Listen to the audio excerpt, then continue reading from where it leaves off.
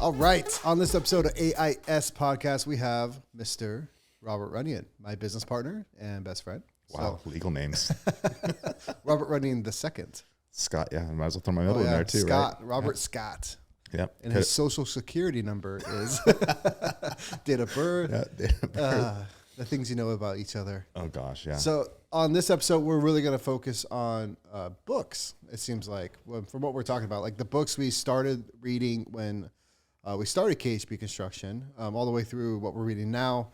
Kind of, and I'm sure there's going to be many tangents throughout this whole thing. So, oh yeah. So I think we both agreed that one of the biggest books when we first started was They Ask You Answer. Mm-hmm. All the EOS type of content, like traction, get a grip. Mm-hmm. What are your thoughts? What are your thoughts on first They Ask You Answer, and we could plug Logan and them who initially shared that with us. Well, I think They Ask You Answer. I mean, that was big for the marketing, right? Like, so we're a new company on the scene. How do we become wanted, right, by the population, by the market, right? How do we become somebody that's valuable to the market? And we're both, I mean, I'm not going to toot our horns here, but we're not stupid by any means, right? We're fairly intelligent individuals. Like, we knew our trade, we knew our craft. We knew what the industry was lacking at the time. I think from our first video we shot actually with DJ Dave here. Back in the day, that's your new name, by the way, DJ Dave. But like our first video, talking about the lack of moral that we saw in the contracting industry, how people were treated, how clients were treated. And so They Ask You Answer, I guess, to summarize, allowed us to build that on a very stable foundation without spending a bunch of money on marketing, right? Because we did a lot of content-based marketing through education of the client, right? To try and help people. I think I remember one of our top 5 videos or something, first 5 or first 10 videos was we actually talked about other contractors, right? Yeah. We actually rated them like, hey, here are the best contractors in the valley that we believe are the best, right? Not us. Here are the other 3. Like, if you're not going to pick us, like, pick these guys, because at least these guys got their shit together, right? Versus, Joe Blow in the corner over there. It's like, doing his own thing. So that's why I liked EOS or not the EOS, sorry, but They Ask You Answer.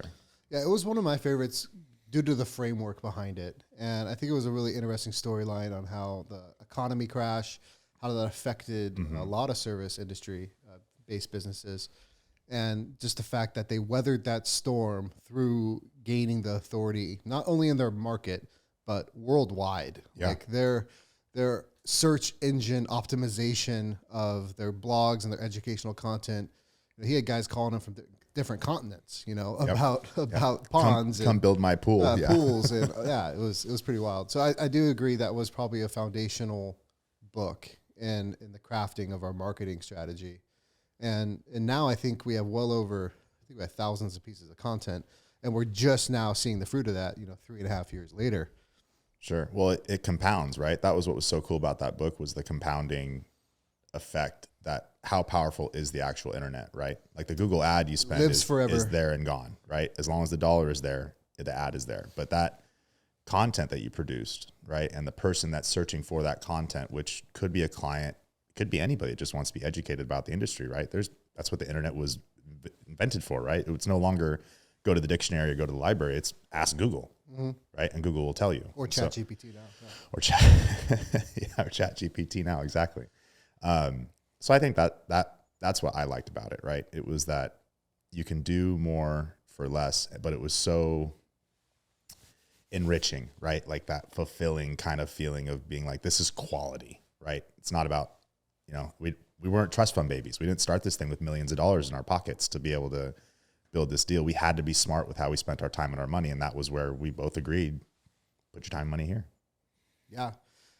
Yeah, I agree. I think that was, like I said, the framework of that book really set the bar, I do think, for our industry as well.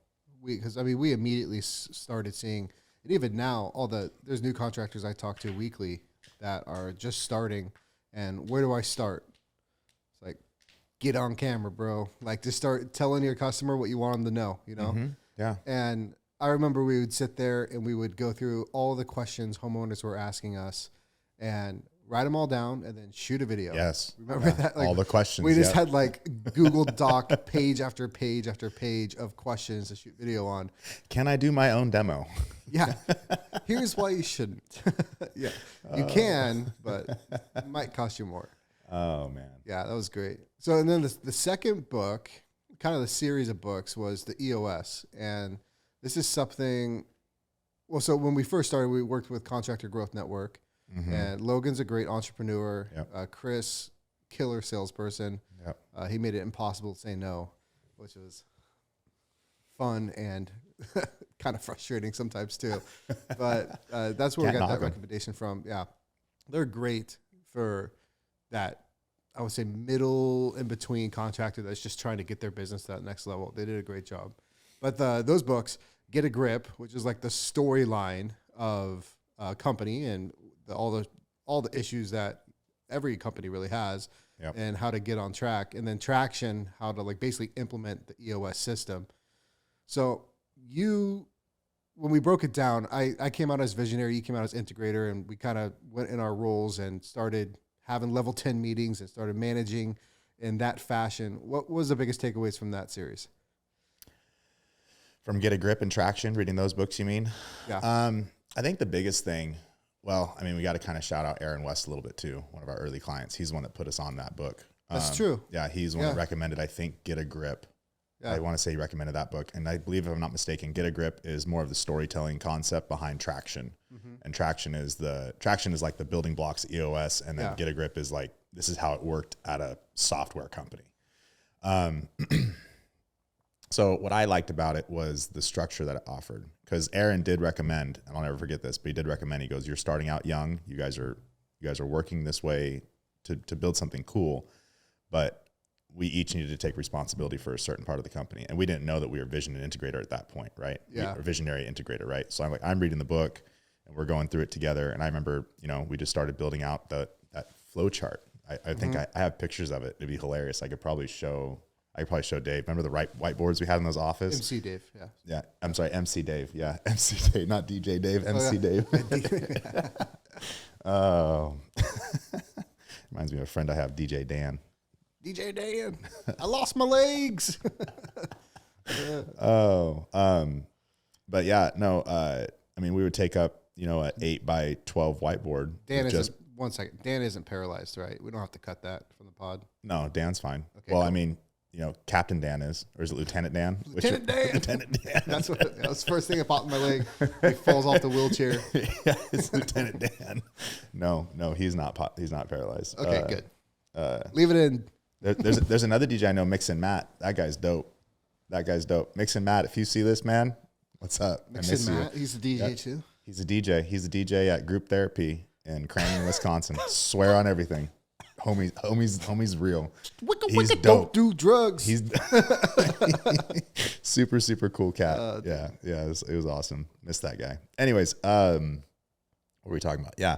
Roles, responsibilities, right? Doing all that stuff. Mm-hmm. And so it's funny, like where we are now, and we always had that framework, but it was always, I'm not going to say it wasn't skin deep, but we were still learning, right? Mm-hmm. We were still learning about people, right? How do you, sure, here's how it should work, right? We learned about, the entrepreneurial operating system, right? That EOS, here's what it should look like. But then how does every single little individual piece of that work with your deliverables, right? And your responsibilities, and how do you make sure that they're specific and measurable, right? Achievable, relevant, time-based. How do you get people to adhere to those and then make it to where the business functions with one key goal?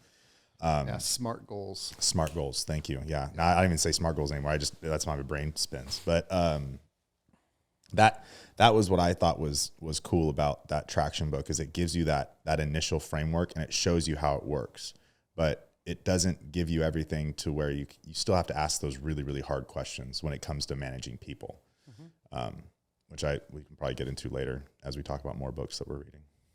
Yeah. What I liked about it in a lot of ways is it's a good program and it's a great business model, how they created that. Sure. It's a great business model because it's applicable to every type of business in one way or another. on how you're managing people, how you're building out structure. And what I really liked was we had that good foundation, and then we moved into, different type of coaching situations where, because we're always learning. And I read something the other day where it was like, even in like the top 500 publicly traded companies, it's a bunch of idiots thinking they're right. It's like no one really understands. And even like when you're in like a business coaching program, like it's still people that are figuring it out as they're going. Like no one has all the answers, which is what I thought was very refreshing, because I was super frustrated when we got to like the low 7-figure mark. And I was like, well, I want to know what it's going to take to get to 9 figures. Sure. And I want to meet that type of CEO. And then I do meet that type of CEO, and he's having the same issues we're having at the 7-figure problem. And I was like, okay, so this is just the same problem at scale, which was refreshing in a lot of ways. And because another one that I was listening to, I forget the podcast, but he was like, yeah, like this guy sold his company for, $150 million. I sold mine for $25 million. And I don't feel like he is $100 million smarter than me. Mm-hmm. He's like, there's a variable of luck. There's a variable of right place, right time. Oh, yeah. And all this other, type of conditional situations. Oh, timing is huge, right? So I think all these books are great that when you're starting, but at some point it's just like, you can read.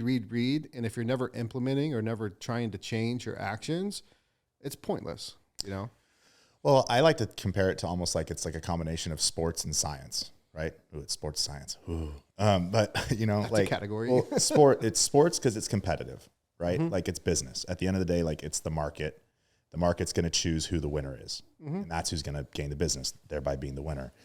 But the science is that A/B test, right? That I tried talking this way, or I tried producing this message, or I tried, presenting like this, right? Or we did something different here and different there, and what worked, mm-hmm. right? And then constantly growing. And what makes it, I think, entertaining, and where, especially if you want to run a business, I think you need to fall in love with it a little bit.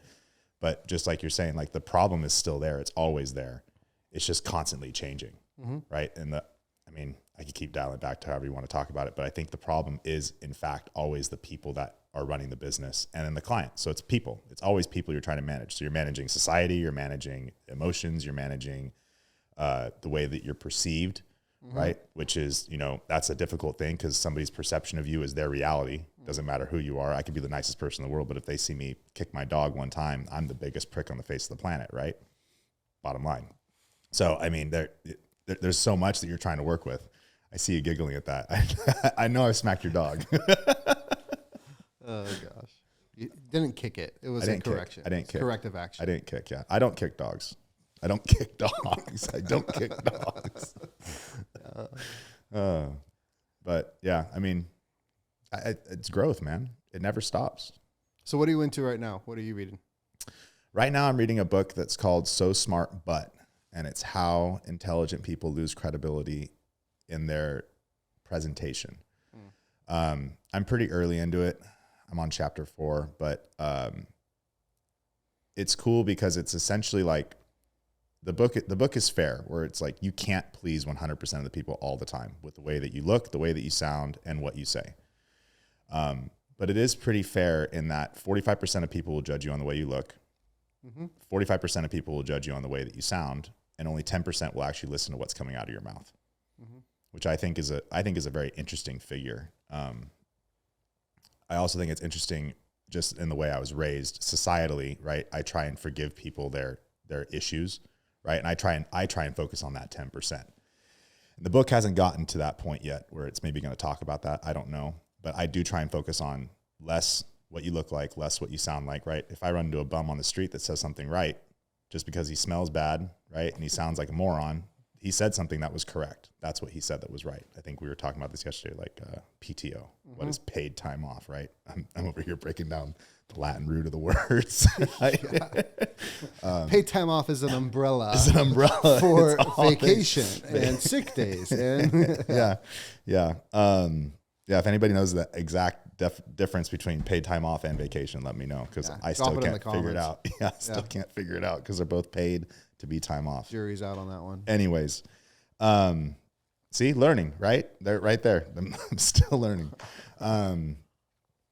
But that's what I'm into right now. That's the one I'm reading. The second one is I'm rereading, but it's Think and Grow Rich, which I think is it's a fun read. That was one we read together. It's one we read together, and it's a short read, but I like it because it's reaffirming my internal desire and my mission statement. Yeah. Right, my only issue with that book, like as a Christian, I have an issue with that book. Yep. Because you're putting a lot of things in front of what's important, in my opinion. And like the vision casting, the manifesting, like all these things. Like I'm a predestination guy. My theology might not be 100% agreeable with a lot of people, but yeah, I had an issue reading that book, and honestly, I haven't implemented much of that book. Like I can vision cast myself out and view, my ideal, what I think is that situation, but I do still believe that, God's in control of that outcome. Oh, at the end of the day, it's his will, not my own. Yeah, there's no way. That's the part that I struggle with is the will tough. And the desire part. Yeah. I did stumble on something that I think you might like as a point in that book, but there's the 6 steps, right? So step 1 is pick your number, right? Financially speaking, how much do you want? What do you want to acquire in your life, right? So that's step 1. Step 2 is what are you willing to give up to get that? And I think, and so I had an interesting thought here, and I think you're going to like this. My initial thought is always like, okay, well, I can put in more time. I can put in more energy. I can put in more money. I can put in, I can sacrifice all these other things in my life. And I was sitting there, and I'm listening to a lot of Jack Hibbs podcasts right now. I'm listening to our podcast, obviously, as well right now. I like listening to Andy Frisella's podcasts, and a lot of hype. And I'm going to call it a premonition, but it's not. And I think for me to describe the actual thought path would take too long. But it was less like sacrificing the things that are good for me, right? Like my time is good for me. My family is good for me, right? My time spent here with you is good for me. Like I shouldn't sacrifice those things to achieve a greater goal. That's not right.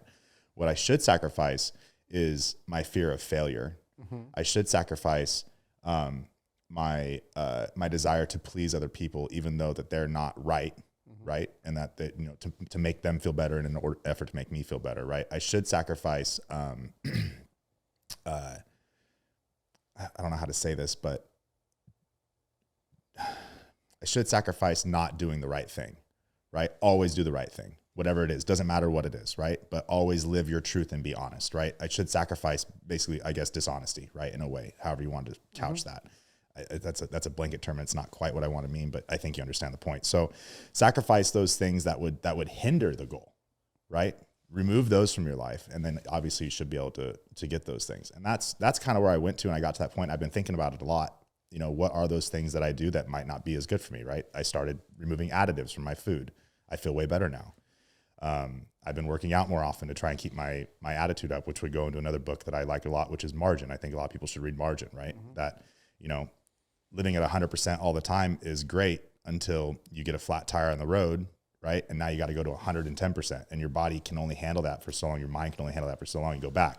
So that's, my stance on Margin. I know 100% your stance on Margin. You and I differ there, right? But that's also like, I don't believe in it. 100%. Everyone's different. But it's also why I can be a train wreck in ways. Well, that's why. And I value consistency, right?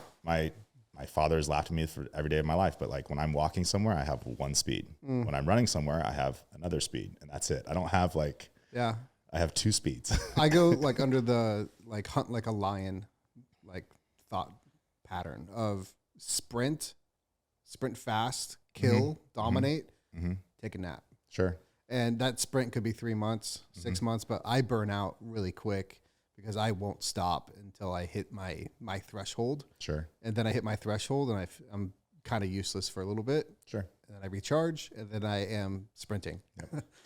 I remember being like that when I first met, being young, right? Working out all the time. I was working a food service job and a construction job and working out with you. I think we were doing 2-a-days at the time, right? Morning and afternoon, and lived on 3 hours of sleep for multiple years. And that, I know my body won't do it. I know my brain won't handle it. And so I've tried to build myself around that margin principle to try and remain healthier. Yeah. That's different stuff. Different strokes for different folks, if you will. That's true. I'm getting into a lot more of the psychology side.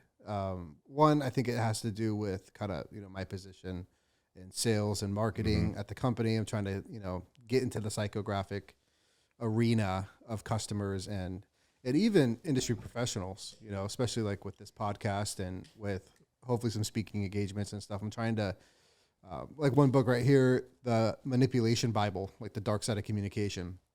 Oh yeah, I want to read that. Yeah. It's great. It's great. And it is like, I love because like the first few pages, he just addresses the elephant in the room. He's like, manipulation isn't bad. Everyone manipulates everyone. You've been manipulating people since you were a baby. And I was like, you're not wrong. But I mean, as long as it's used for good, it's not a bad thing.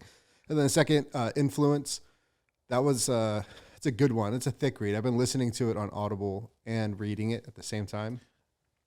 Goes through like different laws, law of reciprocity, authority, which is why we bought those KHB branded water bottles. Here's the water. Yep. Sign this contract, type of thing. If I give you something, usually you want to give me something back. Yeah. But I'm notorious for getting like halfway through a book and being like, I understand, and I put it down. God, yeah. I do it all the time. Like, never split the difference. I read probably 3/4 of it. I understand. I get it. And a lot of those practices, it was nice to put a label to the tactics that I felt like I naturally did in some ways. It was nice to like identify it and then kind of hone it a little bit. But yeah, I think probably for the past 6 months, it's been mostly either about the human mind or psychology or sociology. Yep. Like Unthinkable was good, but that one was, there were some overlaps into what we do. Well, isn't it funny? Like it all goes back to people again, right? Well, every book is, yeah. It's all. I really want to get into more autobiographies.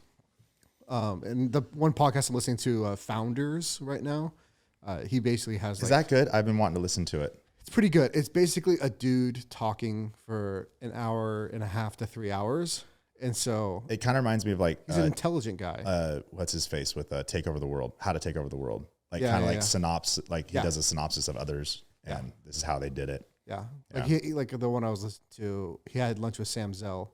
Sam Zell's like just a Goliath of an entrepreneur, been an entrepreneur for like 60 something years. And he got to sit down like one-on-one, just chat and just ask all the questions he ever wanted to ask. It was, like he said, it was like in Disneyland, because it is kind of cool. Like some of the stories he has, but I do feel, it all comes back down to people, how to communicate, and kind of like how to win friends and influence people. Like how do you make something their idea? That's a good book as well. It is a good book. How do you basically implant thoughts into people's minds? Yeah. By how you act, your body language, everything. Yeah. How do you make them happy to walk away with the sale? Right. Like I think we talked about that really early on when we first started selling. But like a bad salesman has to lie. Right. A good salesman can tell the truth and the customer is happy about it. Yeah. Right. And that's a very difficult concept for anybody. Well, which is why now we're going to be a no markup contractor. Yeah. No change order contractor. Yep. All of our cards are on the table. Yep. Here you go. This is what it costs for you to have a good time. Yep. Yeah. This is it, right? Everything goes smooth. Yeah. If everything goes smooth, right? Yeah. Yeah. I like that. I like the honesty side of things, it's just how you present it. You got to be strategic, right? Which I think even this book again that I'm reading, the So Smart, but it's so much of how you say it, right? Like, and how you discuss a topic, right? You can make your main point, and then you can go into breadth, you can go into depth, right? You can go into intensity about a certain subject, right? Like, there's so many ways to discuss a subject, but you need to know the person you're talking to as well in order for it to land, right? Because if you're talking to somebody, you could get into disc profiles, you can get into enneagrams, you can get into all sorts of crazy shit about how a person is and try and diagnose them and then tailor your message to that point, which, even goes back to something my grandfather told me years ago, but it's mirroring, right? He knew what mirroring was before psychologists knew what mirroring was. He was like, if you show up to a client's house and they're like, do we have the sensor bar? There's right? And we do the whole deal, right? You can do that, and we can cut this part if you want. I don't know. Sorry, but MC Dave, do your magic. that he goes. You show up to the client's house and you act that way, and you'll usually get the job. He goes, but if you show up to the client's house and they're walking with their hands behind their back and they're really Being really a chameleon. reserved, Yeah. it's a chameleon. I call it Thank you being for a finishing my sentence. chameleon. Yes, Yeah. that's how I know you. That's how I know we're friends. Well, it's something you have to do. And I do this like even in my friendships, and you have to do it in your marriage in a way. And it's not being fake. It's communicating in a way that can be received. No, it's not being fake. 100%. It's being intelligent enough to know that you have to be able to adapt with society. That's what makes society and community work. We're all different. It's a village. Mm-hmm. So yeah, try and be the person that can communicate with the most people, and I guarantee you'll be a happy person. Yeah. Well, sorry, I can keep talking. Is the podcast over? Are we done? We were doing a half hour. Where are we at? We're at 45 minutes probably now. My internal clock is just beautiful. Wow, you're so good. Ding, ding, ding, ding, ding. That's the pod. That's the pod. Well, thanks for having me on. Of course. Is that it? We just cut out? You don't throw it away or nothing? Throw away.